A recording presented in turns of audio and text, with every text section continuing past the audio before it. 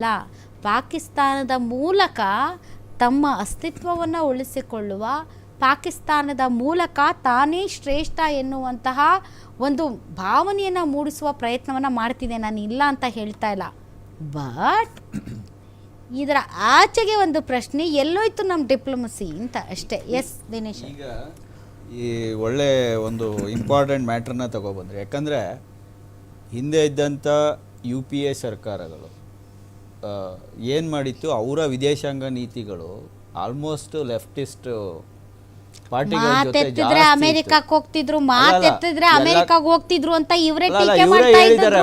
ಅವರೇ ಹೇಳಿದ್ದಾರೆ, ಒಬಾಮಾ ಅಂತ ಕಣ್ಣೀರ್ ಹಾಕ್ತಾರೆ ಅಂತ ಹೇಳ್ತಾ ಇದ್ರು. ಇವತ್ತು ನಾನು ಹೇಳೋದು, ಮೋದಿ ಅವರು ಬಂದ ಮೇಲೆ ವಿದೇಶಾಂಗ ನೀತಿಗಳು ಅಂದರೆ ಅವರಷ್ಟು ಸುತ್ತಿರೋಷ್ಟು ಪ್ರಪಂಚನ ಯಾವ ಪ್ರಧಾನಿನೂ ಸುತ್ತೇ ಇಲ್ವೇನೋ ನಮ್ಮ ದೇಶದಲ್ಲಿ.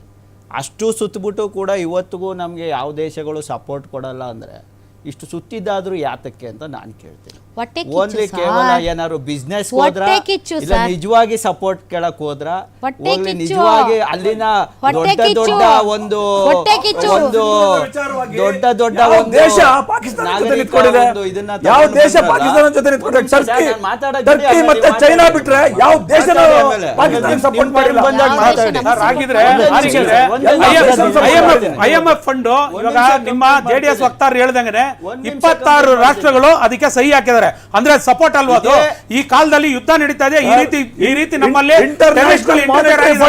ಅವ್ರವ್ರು ಸಪೋರ್ಟ್ ಮಾಡ್ತಾರೆ ಅಂತ ಹೇಳುವಾಗ 26 ದೇಶ ಸಪೋರ್ಟ್ ಮಾಡ್ತಾ ಇದ್ದಾರೆ.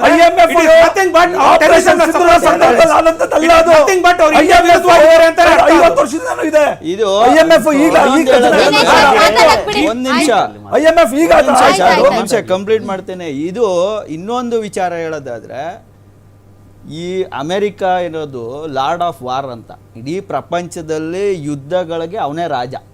ಯಾಕಂದರೆ ಈ ಸಮಸ್ಯೆ ಇವತ್ತಿಗೆ ಮುಗಿದೋಗ್ಬಿಟ್ರೆ ಅಮೆರಿಕದ್ದೇನೂ ನಡೆಯಲ್ಲ. ಇವತ್ತು ಏನು ಇಂಡಿಯಾ ಇವತ್ತು ಆರ್ಮಿ ನುಗ್ಗಿ ಹೊಡೆದಿದ್ರೆ ಇವತ್ತು ಅಮೆರಿಕದ್ದು ಏನು ವೆಪನ್ಸ್ ಡೀಲ್ ಆಯ್ತಿರಲಿಲ್ಲ. ಇವತ್ತು ಪಾಕಿಸ್ತಾನಕ್ಕೆ ಫೆಬ್ರವರಿನಲ್ಲಿ $400 ಮಿಲಿಯನ್ ಟ್ರಂಪ್ ಅವ್ರು ಕೊಡ್ತಾರೆ F-16 ಪರ್ಚೇಸ್ ಮಾಡೋದಕ್ಕೆ. ಫೆಬ್ರವರಿಲಿ ಜಸ್ಟ್ 2 ಮಂತ್ಸ್ ಬ್ಯಾಕ್ ಅಷ್ಟು ಕೊಟ್ಬಿಟ್ಟು ಇವತ್ತು ಇಲ್ಲಿ ನಮಗೆ ಶಾಂತವಾಗಿರಿ ಅಂತ ಹೇಳ್ತಾರೆ. ಅಂದರೆ ನಾವು ಅರ್ಥ ಮಾಡ್ಕೋಬೇಕು, ನಮ್ಮ ಪ್ರಧಾನಮಂತ್ರಿಗಳು ಅಮೆರಿಕಕ್ಕೆ ಹೋಗ್ಬಿಟ್ಟು ಔಡಿ ಮೋಡಿ ಅಂತ ಪ್ರೋಗ್ರಾಮ್ ಮಾಡಿಕೊಂಡು ದುಡ್ಡುಗಳನ್ನ ಖರ್ಚು ಮಾಡಿ ನಮ್ಮ ವಿದೇಶಾಂಗ ನೀತಿ ಎಲ್ಲಿ ಫೇಲ್ಯೂರ್ ಆಗಿದೆ ಅಂದರೆ, ನಮ್ಮ ಶತ್ರುಗಳು ಇವರೇನು ನವಾಜ್ ಶರೀಫ್ ಮನೆಗೆ ಹೋಗಿ ಮದುವೆಗೆ ಅಟೆಂಡ್ ಮಾಡ್ತಾರೆ, ಅದೇ ರೀತಿ ಅಮೆರಿಕಕ್ಕೂ ಹೋಗ್ತಾರೆ. ಅಂದರೆ ಇವರು ಪ್ರತಿಯೊಂದರಲ್ಲೂ ನಮ್ಮ ವಿರೋಧಿಗಳನ್ನ ಯಾರು ಸಪೋರ್ಟ್ ಮಾಡ್ತಾರೆ ಅವ್ರಿಗೆ ಹತ್ರ ಆಗೋಕೆ ಹೋಗ್ತಾರೆ. ಬಟ್ ಅವ್ರು ಯಾವತ್ತೂ ವಿರೋಧಿಗಳೇ, ಅವ್ರು ಯಾವತ್ತೂ ನಮಗೆ ಹಿಂದೆಯಿಂದ ನಮಗೆ ಚೂರಿ ಹಾಕೋರೆ, ಅವ್ರನ್ನ ತಪ್ಕೊಳಕ್ಕೆ ಹೋಗ್ತಾರೆ ಮೋದಿಯವರು. ಅದನ್ನು ಬಿಡಬೇಕು. ಮೋದಿಯವರು ಫಸ್ಟು ಇಂಡಿಪೆಂಡೆಂಟ್ ಆಗಬೇಕು. ಇವತ್ತು ಏನು ಈ ದೇಶ ಇವತ್ತು ಈ ಪರಿಸ್ಥಿತಿಗೆ ತಂದು ನಿಂತಿದ್ದಾರೆ, ಇವತ್ತು ಮುಂದಕ್ಕೆ ಹೋಗದೆ ಇರೋ ಪರಿಸ್ಥಿತಿಗೆ ತಂದು ನಿಂತಿದ್ದಾರೆ. ಇವತ್ತು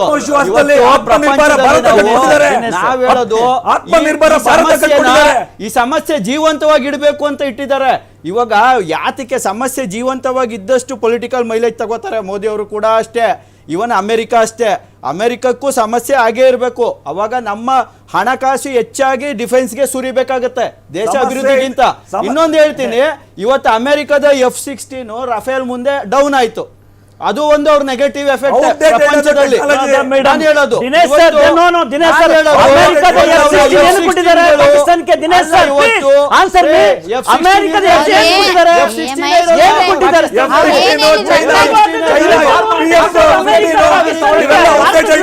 ಬಾಂಬಾಕ್ಕಿಂತ ಕೊಡ್ಲಿಲ್ಲ. ಅಮೆರಿಕ ವಕ್ತಾರ ರೀ, ಅಮೆರಿಕ F-16 ಯುದ್ಧ ವಿಮಾನಗಳನ್ನ ಕೊಟ್ಟಿರೋದು ಉಗ್ರವಾದದ ವಿರುದ್ಧ ಹೋರಾಟ ಮಾಡಿ ಅಂತೇಳಿ ಒಪ್ಪಂದ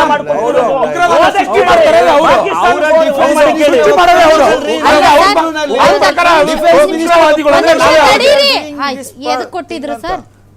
ನೋಡಿ, ಅಮೆರಿಕ ಏನು F-16 ಯುದ್ಧ ವಿಮಾನವನ್ನ ಕೊಟ್ಟಿದೆ, ಅದನ್ನ ಪಾಕಿಸ್ತಾನದಲ್ಲಿರುವಂತ ಉಗ್ರರ ವಿರುದ್ಧ ಹೋರಾಟ ಕೊಟ್ಟಿದೆ. ಒಂದ್ ನಿಮಿಷ ಅಲ್ವಾ? ಹೌದು. ಅವ್ರು ಎದಕ್ಕೆ ಯೂಸ್ ಮಾಡಿದ್ರು? ನಮ್ಮೇಲೆ ಯೂಸ್ ಮಾಡಿದ್ರು. ಅಂದ್ರೆ ಅಮೆರಿಕ ಏನ್ ಮಾಡ್ಬೇಕು? ಈಗ ಕಠಿಣವಾದ ಕ್ರಮ ತೆಗೆದುಕೊಳ್ಬೇಕು ಪಾಕಿಸ್ತಾನ ಮೇಲೆ. ಏನ್ ಮಾಡ್ತು? ಏನ್ ಮಾಡುತ್ತಾನೆ ನಾವು ಸಹ ವಾದ ಮಾಡಿದೀವಿ ಏನ್ ಮಾಡ್ತು? ನೋಡಿ ನಾವು ಏನ್ ಮಾಡ್ತು? ಅದಕ್ಕೆ ನಾವು ಹೊಣೆಗಾರರಲ್ಲ. ನಮಗ್ ಸಪ್- ನಾವು ಒಂದ್ ಹೊಣೆಗಾರರಲ್ಲ. ನಿಮಿಷ. ನಾವು ಅಲ್ಲ, ಹೊಣೆಗಾರರಲ್ಲ. ಒಂದ್ ನಿಮಿಷ ತಡ್ರಿ, ನೋಡಿ, ಹೇಳಿದ್ದು ನೀವು ದಿನೇಶ್ ತಡ್ರಿ. ನಗರ ಅಲ್ಲ, ಇದೆ. ಕರೆಕ್ಟ್. ನಾವು ಹೊಣೆಗಾರರಲ್ಲ ಆಯ್ತು, ಅದಕ್ಕೆ. ಒಂದ್ ನಿಮಿಷ.